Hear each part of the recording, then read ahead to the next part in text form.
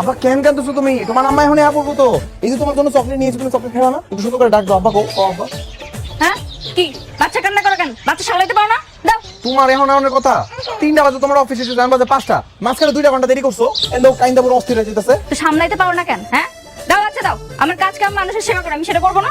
ও আমার বাবাটা 3 বছর আগে তো খুব বলছো আমার বাচ্চা আব্বা আব্বা ডাকবে, এটা আমার খুব শখ। আর এই জন্য অর্ধেক মরে গেছিলে প্রায়। 3 বছর আগে আমার জীবনটা নষ্ট করে দিয়েছে জোর করে বিয়ে করে, এখন বাচ্চা সামলাইতে পারো না কেন? ওমা, তুমি আমার জীবন থেকে বাবা ডাক শোনার অধিকার কেড়ে নিতেছিলা, এটা তুমি আমার ফিরিয়ে দিবা না? তো দিছি না, এই যে বাচ্চা পাইছো, তো কি হইছে? আমার জীবনটা মাঝখান দিয়ে নষ্ট করে দিছো। কি পাইছি আবার কি?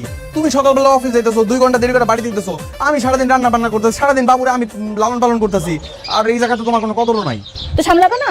তোমার তো কাজ একটাই, তুমি বাচ্চা একটা মুখ থেকে আব্বা ডাক শুনবো। ওলে বাবা থাক থাক। কি আব্বা আব্বা বকা দেয়? এই যাও তাড়াতাড়ি যাও, আমার জন্য খাবার দাবার রেডি করো। আমি কষ্ট করে আসছি, সারাদিন খাবার দাবার অলরেডি রেডি করে রাখবা, আমি এসে জাস্ট খাবো। আব্বা আর কাইন্দ না, আমার কোলে থাকো, খেলো, আমি খাওয়ান দাওয়ান পারতেছি, তারপর সব একলা খাবো, ঠিক আছে? যাও তাড়াতাড়ি।